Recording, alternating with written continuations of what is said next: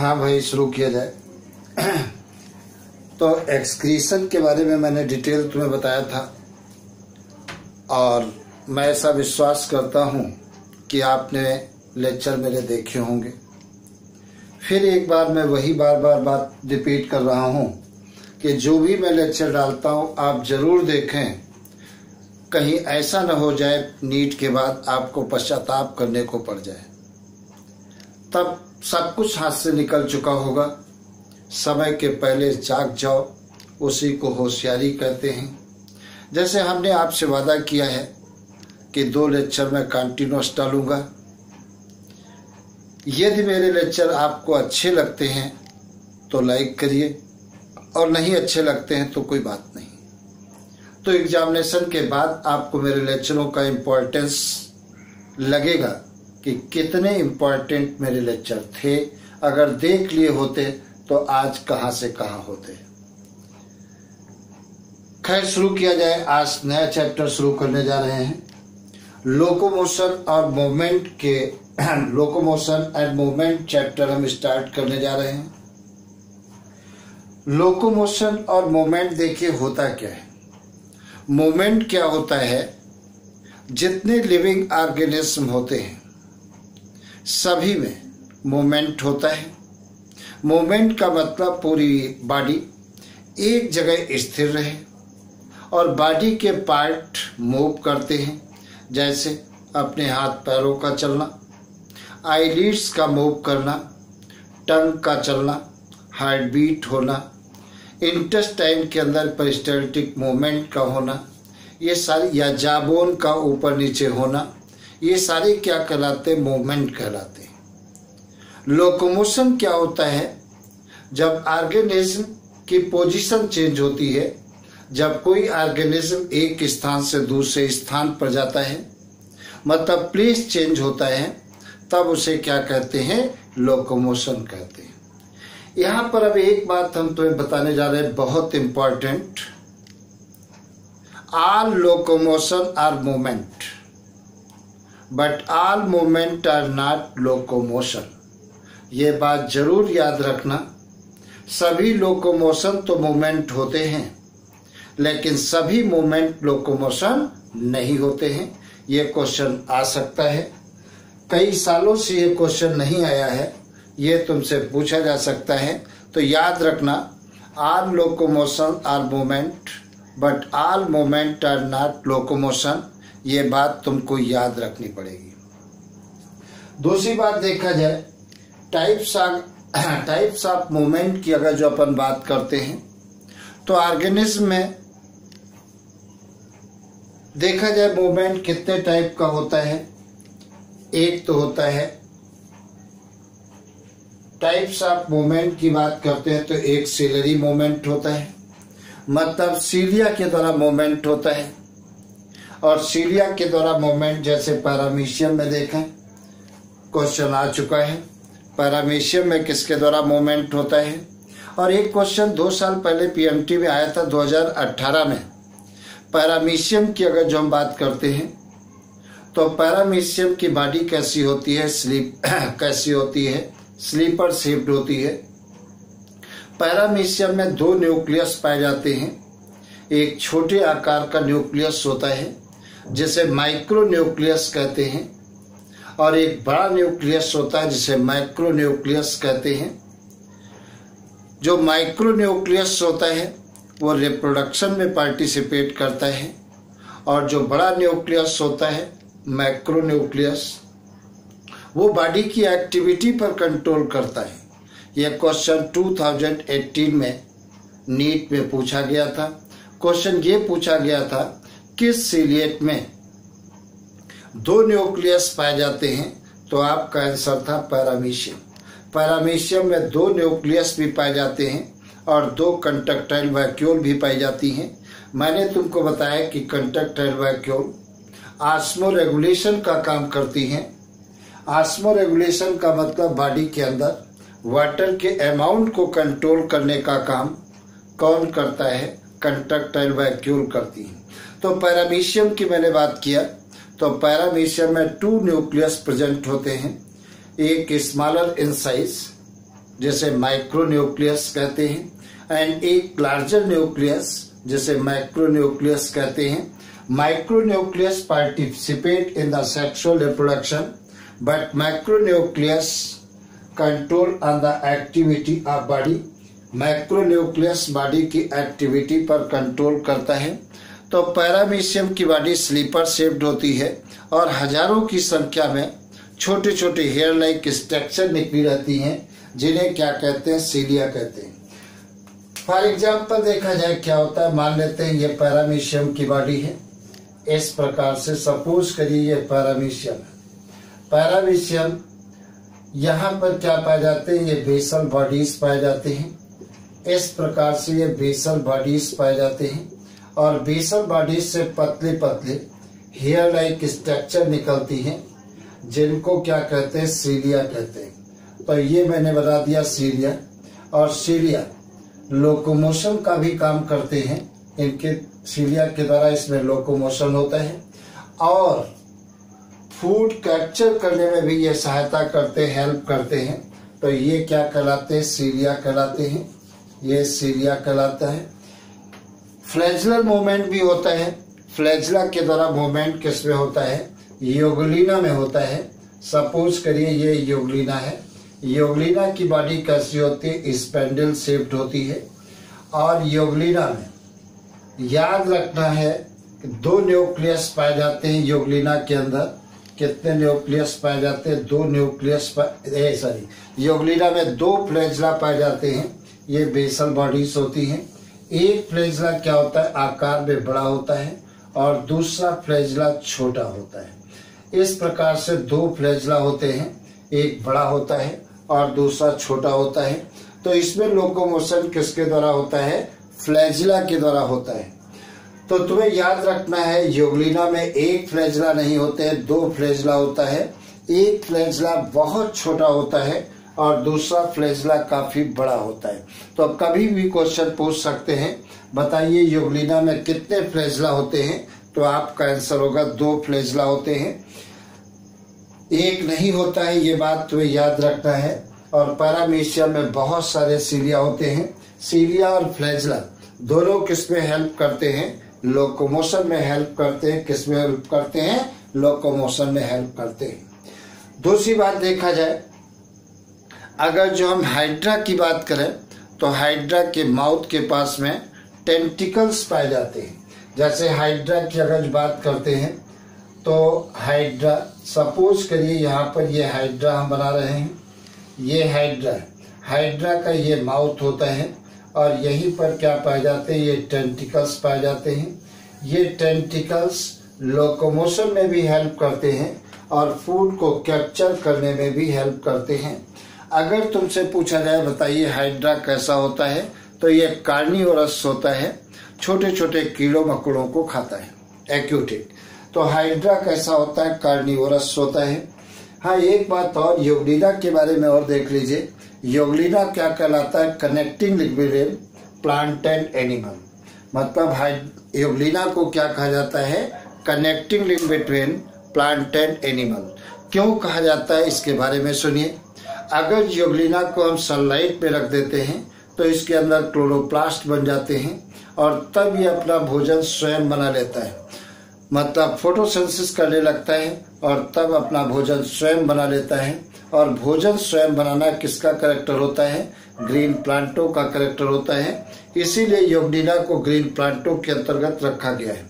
अगर हम योगलिना को डार्क प्लेस में रख दें तो क्लोरोप्लास्ट डिसअपियर हो जाएगा और तब ये अपना भोजन स्वयं नहीं बना पाएगा। और भोजन स्वयं न बना पाना किसका कैरेक्टर होता है, एनिमल का कैरेक्टर होता है। इसीलिए योगलिना को क्या कहा जाता है, connecting link between plant and animal कहा जाता है। क्या कहते हैं, connecting link between plant and animal कहते हैं। दूसरी बात देखा जाए, एक और मूवमेंट होता है, सूडोपोडियल मूवमेंट होता है। सूडोपोडिया के द्वारा मूवमेंट होना। सूडो मीन्स होता है फॉल्स, पोडिया मीन्स होता है फूट, मतलब फॉल्स फूट के द्वारा लोकोमोशन। ये सूडोपोडिया क्यों बनते हैं, क्योंकि साइटोप्लाज्म की स्ट्रीमिंग होती है। स्ट्रीमिंग का मतलब साइटोप्लाज्म में मूव होना, मतलब प्रोटोप्लाज्म में मूवमेंट होता है, तो बॉडी पर उभार बनते बिगड़ते रहते हैं, जिन्हें क्या कहते हैं, सूडोपोडिया कहते हैं। और सूडोपोडिया के फॉर्मेशन में साइटोस्केलेटन भी भाग लेता है, जैसे माइक्रोफिलामेंट भी भाग लेते हैं। कौन लेते हैं? माइक्रोफिलामेंट भाग लेते हैं। तो अगर तुमसे क्वेश्चन पूछ लिया जाए सूडोपोडिया के फॉर्मेशन में कौन कौन हेल्प करता है, तो एक तो streaming moment of protoplasm and cytoskeleton like microfilament help in the formation of pseudopodia. Pseudopodia means होता है, सूडो मीन्स होता है फॉल्स, पोडिया मीन्स होता है फूड, मतलब फॉल्स फूड के द्वारा लोकोमोशन। और ये लोकोमोशन किसमें होता है? जैसे अमीबा में देखें। अगर जो अपन मस्कुलर मूवमेंट की बात करते हैं, जो मसल्स की हेल्प से मूवमेंट होता है, जैसे टंग में मूवमेंट होना, जा में मूवमेंट होना, लिम्ब में मूवमेंट होना, ये सब क्या कहलाते हैं? मस्कुलर मूवमेंट कहलाते हैं।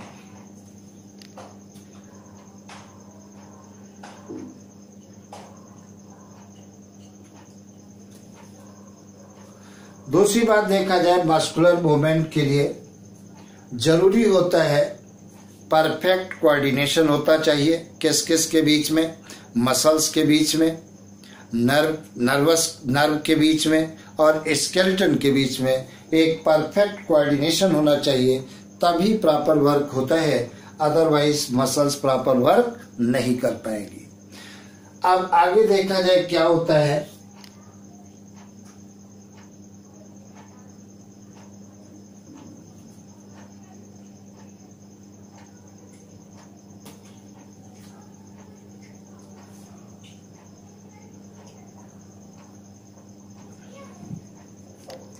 अब हम बात करने जा रहे हैं, मसल्स की बात करने जा रहे हैं। मसल्स के बारे में देखा जाए तो मसल्स पूरी बॉडी वेट का लगभग 40 से 50% भाग बनाती हैं। जितना भी बॉडी का वेट होता है, कुल बॉडी वेट का मसल कितना पार्ट बनाती है? 40 से 50% भाग बनाती हैं। ये बात तुम्हें याद रखना है। और दूसरी बात और याद रखना है, मसल की ओरिजिन कैसी होती है? मीजोडर्मल होती है। तुम्हें याद रखना है, जितनी भी बॉडी के अंदर मसल्स होती है, अपनी बॉडी के अंदर 639 मसल्स होती है, ये बात याद रखना है। जैसे बॉडी के अंदर टोटल नंबर ऑफ बोन्स कितना होता है? 206 होता है, आगे चल करके अपन पढ़ेंगे। वैसे अगर क्वेश्चन पूछ लिया जाए बॉडी के अंदर नंबर ऑफ मसल्स कितनी होती हैं, तो मसल्स का नंबर कितना होता है? 639 मसल्स बॉडी में पाई जाती है। सभी मसल्स की ओरिजिन कैसी होती है? मीजोडर्मल होती है।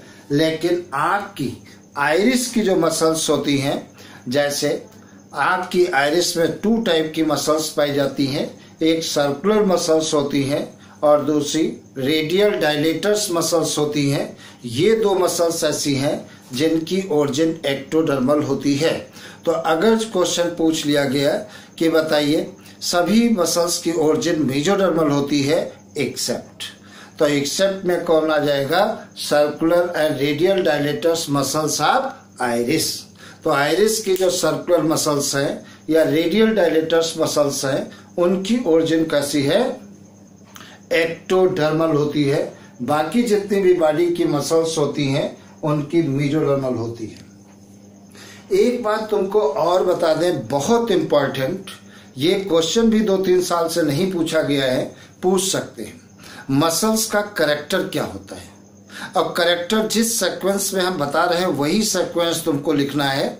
एक कौन सा होता है? एक्साइटेबिलिटी होती है। दूसरा कैरेक्टर कौन सा होता है? कॉन्ट्रैक्टिलिटी होती है। और तीसरा कैरेक्टर कौन सा होता है? एक्सटेंसिबिलिटी होती है। और चौथा कैरेक्टर कौन सा होता है? इलास्टिसिटी होती है। आप पहले इलास्टिसिटी नहीं कर सकते हैं, तो इन कैरेक्टर का एक पर्टिकुलर सीक्वेंस है। मैंने क्या बताया है? मसल्स की स्पेसिफिक प्रॉपर्टी कौन है? सीक्वेंस तुम्हें याद रखना है। पहला कौन सा है? एक्साइटेबिलिटी है। दूसरा कौन सा है? कॉन्ट्रैक्टिलिटी है। तीसरा कौन सा है? एक्सटेंसिबिलिटी है। और चौथा कौन सा है? इलास्टिक प्रॉपर्टी है। ये 4 प्रॉपर्टी है सीक्वेंस में। जिस सीक्वेंस में मैंने नाम लिया है वही सीक्वेंस तुम्हें याद करना है। इन पर क्वेश्चन आ सकता है। दूसरी बात देखा जाए, मसल्स कहाँ पर पाई गई हैं, कैसी दिखाई देती हैं, उन पर कंट्रोल कैसा है, इस बेसिस पर मसल्स 3 टाइप की होती हैं। एक कौन सी होती है? एक होती है स्केलेटल मसल्स होती हैं। अब स्केलेटल मसल्स के बारे में थोड़ा सा अपन देखें। सपोज करिए स्केलेटल मसल्स के बारे में हम थोड़ा सा तुम्हें बताने जा रहे हैं। उतने बताएंगे जितना क्वेश्चन आता है और तुम्हें याद भी रखना है। सपोज करिए यहाँ पर ये बोन है, बहुत कायदे से रीड करना, देखना। मान लेते हैं ये अपनी एक बोन है, तो इसको मैंने कह दिया ये बोन है, ये मैंने कह दिया ये बोन है। दूसरी बात देखा जाए क्या होता है, यहाँ पर सपोज करिए ये नर्व है, इस प्रकार से मान लेते हैं ये क्या है, एक नर्व है। तो ये मैंने नोट कर दिया नर्व है, ये नर्व है। और कौन सी नर्व है? मोटर नर्व है। कौन सी है? ये मोटर नर्व है। और देखा जाए क्या होता है, सपोज करिए यहाँ पर ये मसल है, यहाँ पर ये मसल है। इस प्रकार से ये मैंने मसल बना दिया, तो इसे क्या कहते हैं? मसल कहते हैं, ये मसल कहते हैं। और देखा जाए क्या हमने बनाया, यहाँ पर क्या बना दिया, ये टेंडन बना दिए। इस प्रकार से ये टेंडन बना दिए। यहीं पर ये बहुत इंपॉर्टेंट बात, इसे क्या कहते हैं? टेंडन कहते हैं, टेंडन कहते हैं। ये क्या कहलाते हैं? टेंडन कहलाते हैं। इन पर दो चीजें बताने जा रहे हैं, दोनों पर क्वेश्चन पीएमटी में आ चुका है।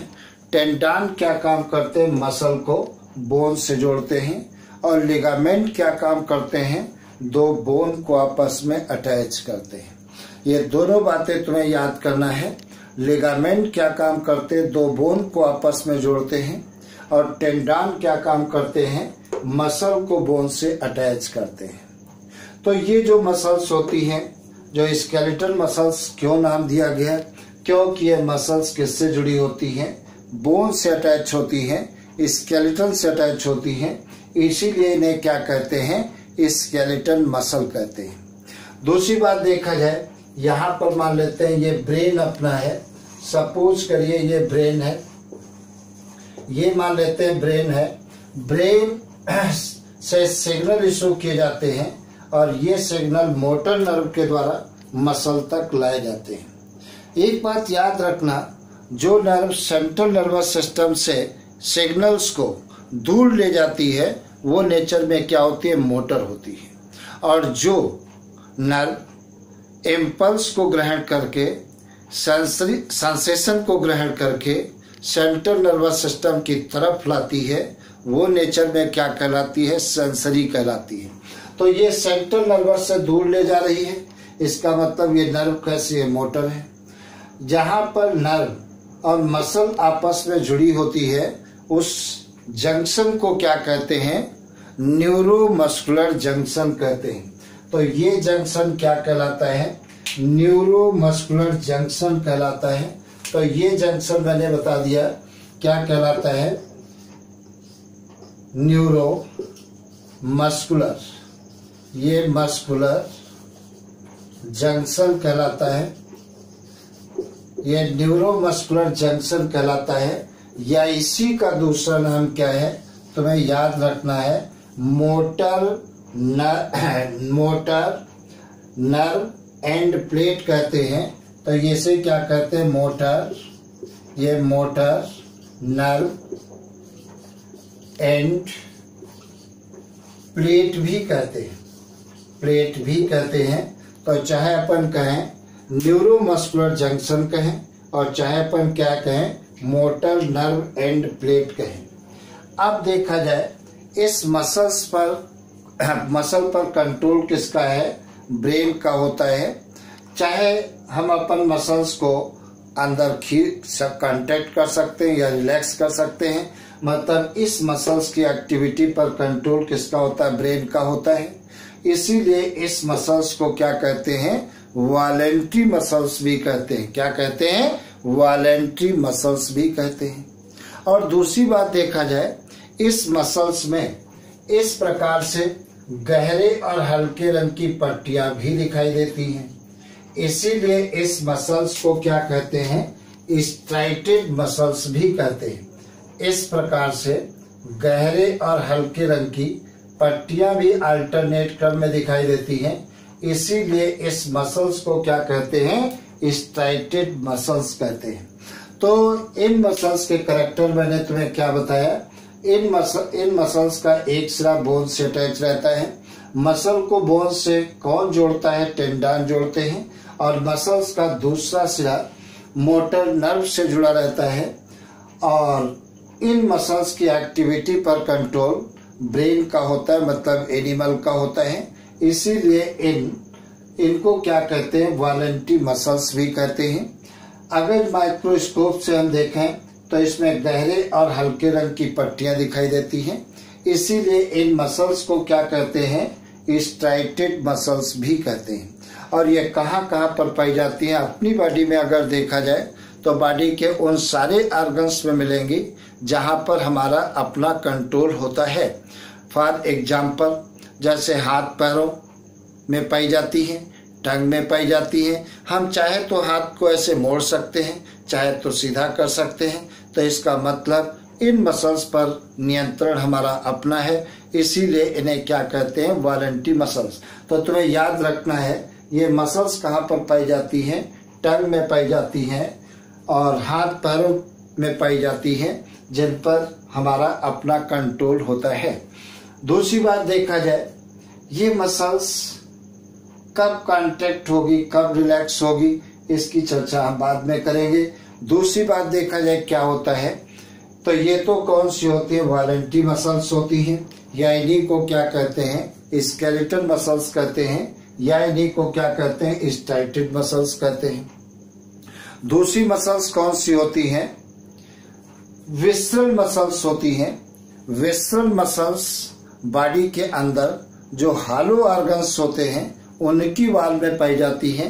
जैसे एलिमेंट्री कैनाल की वाल में पाई जाती है, एलिमेंट्री कैनाल की वाल में पाई जाती है, या रिप्रोडक्टिव ट्रैक्ट जो होता है उसकी वाल में पाई जाती है, या ब्लड वेसल्स की वाल में भी पाई जाती है। तो इन मसल्स पे हमारा अपना कंट्रोल नहीं होता है। इसीलिए इन्हें क्या कहते हैं, इनवॉलेंट्री मसल्स कहते हैं। ये मसल्स कभी भी बोन से नहीं जुड़ी होती है। इसीलिए इन्हें क्या कहते हैं, नॉन स्केलेटल मसल्स भी कहते हैं। और तीसरी बात, इनके अंदर हल्के और गहरे रंग की पट्टियां नहीं दिखाई देती हैं। इसीलिए इन्हें क्या कहते हैं, नॉन स्ट्राइटेड मसल्स कहते हैं। और तीसरी मसल्स कौन सी होती हैं, कार्डियक मसल्स होती हैं। कार्डियक मसल्स पर क्वेश्चन तुम्हें जरूर याद रखना है। कार्डियक मसल्स केवल हार्ट की वाल में पाई जाती हैं। कार्डियक मसल्स अब जो बताने जा रहे हैं, very very important for PMT. Cardiac muscles structurally कैसी होती है, as like skeletal muscles, but functionally as like visceral muscles. मैंने क्या बताया, अगर जो कार्डियक मसल्स को हम स्ट्रक्चरली देखें तो स्केलेटल मसल्स जैसी होती हैं, मतलब जैसे स्केलेटल मसल्स ब्रांच्ड होती हैं और मल्टी न्यूक्लिएटेड होती हैं, वैसे ही कार्डियक मसल्स भी कैसी होती हैं, ब्रांच्ड होती हैं और एक से ज्यादा न्यूक्लियस होते हैं, इसमें मतलब बाई न्यूक्लिएटेड होती हैं। तो स्ट्रक्चरली कैसी है, एज लाइक स्केलेटल मसल्स। लेकिन फंक्शनली अगर देखा जाए तो cardiac muscles as like involuntary muscles, क्योंकि कार्डियक मसल्स के ऊपर हमारा अपना कंट्रोल नहीं होता है। एक बात और तुमको बता दें, कार्डियक मसल्स के अंदर कभी भी लैक्टिक एसिड का फॉर्मेशन नहीं होता है। यही कारण है कार्डियक मसल्स कभी भी थकती नहीं है, कभी भी फैटिग नहीं होती है। तो अगर तुमसे कभी क्वेश्चन पूछ लिया जाए कि बताइए बॉडी की कौन सी मसल्स ऐसी हैं जो कभी भी फटीग नहीं होती हैं, कभी भी थकती नहीं है। तो आपका आंसर होगा कार्डियक मसल्स। दूसरा क्वेश्चन भी बहुत इंपॉर्टेंट है।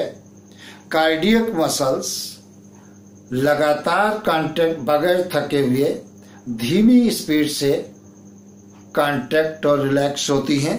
क्वेश्चन आ चुका है, पूछा गया था कि कार्डियक मसल्स बगैर थके हुए जल्दी जल्दी संकुचित होती हैं या बगैर थके धीरे धीरे संकुचित होती हैं।